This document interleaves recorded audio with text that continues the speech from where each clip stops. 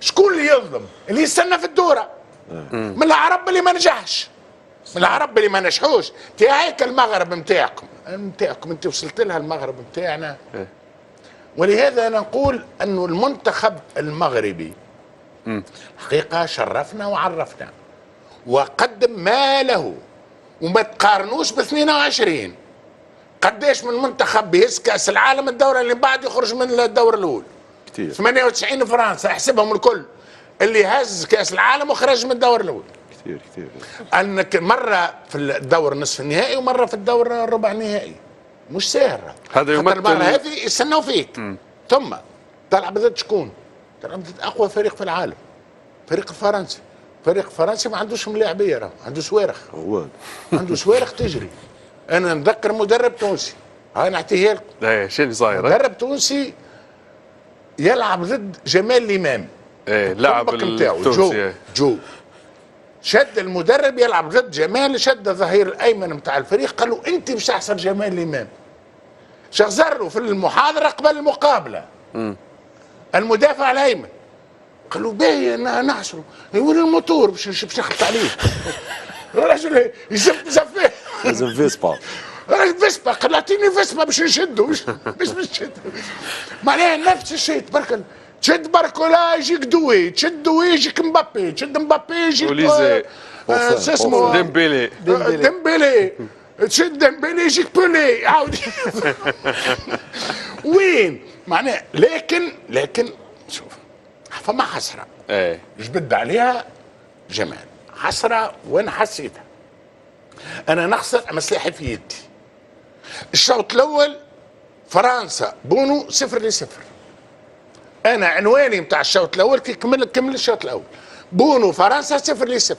بونو شد لك جمعيه كامله، شد لك 45 دقيقه، خلاك في المباراه، خلاك ضربه جزاء وكور وكذا.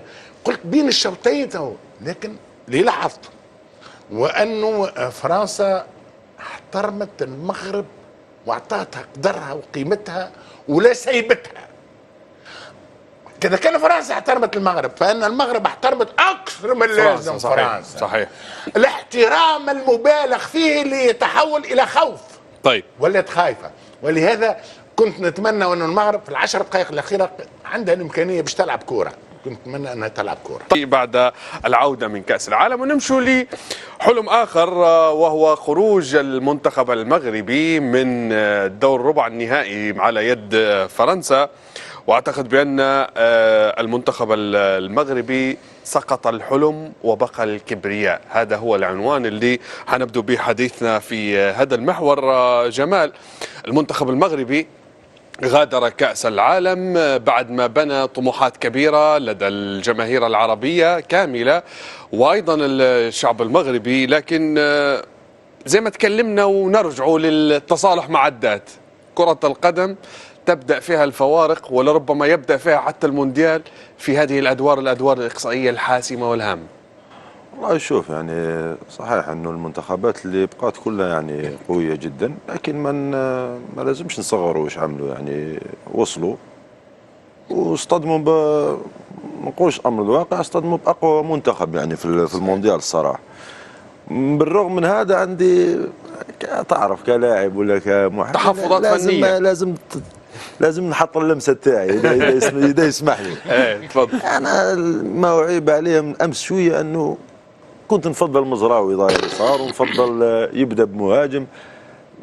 ما نعرفش انا، لانه اوكي ممكن المدرب عنده وجهه النظر تاعو اكيد اللي يعرف خير مني ونحترمها، لكن مليح كي تلعب وتخسر مثل المنتخب المصري، لعب وخسر، لكن ما تلعبش وتخسر هذيك هي اللي توجعك اكثر. فهمت؟ انه شفنا انه كانوا ابانوا على مستوى مليح وكانوا قادرين يعني شويه يقلقوا المنتخب الفرنسي، لكن امس لو لاحظت في الاخر 10 دقائق الاخيره قلقوهم شويه، يعني حاولوا اول تسديده والمحاوله انا كنت نتمنى تكون من بدايه، يعني يلا بعد ما تلقيت هدف الاول اخرج من انا كنت نتمنى يديروا خير، لكن هذا ما نعتبروش فشل، بالعكس.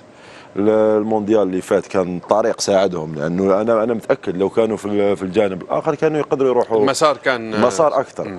لكن لسوء الحظ اصطدموا بمنتخب اللي انا اشوفه الى 90% كل متفق انه هو بياخذ كاس العالم، يعني المنتخب الفرنسي الا لو واحد في المجتمع ولا في العالم عينه قويه. ايوه ممكن يوقف هذا الحلم الفرنسي.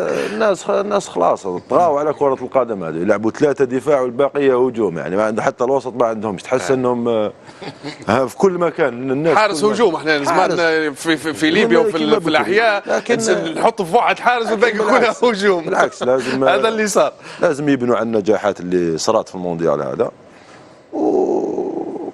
المفارقه بين، لانه احنا الان انا بين مصر والمغرب، يعني كما قلت لك واحد لعب وخسر والثاني ما قدرش، يعني انا نقول انه ما قدرش نظرا لقوه المنتخب. لربما حتى محمد وهب احترم المنتخب الفرنسي بشكل اكبر كبير من اللازم، حتى الظروف ما خدمتهمش. انا اتوقع لو كان الصيباري موجود كانت تكون مباراه اخرى. يعني كنت مفضل نشوف رحيمي اساسي، لكن ما كانش عنده في رجليه الوقت الكافي اللي باش يلعب ضد منتخب فرنسي. انا نتوقع هذا تحليلي، ولكن في العموم يعني برافو، يعطيهم الصحة، داروا المنتخب المغربي دار اللي عليه، وصل وين قدر يوصل.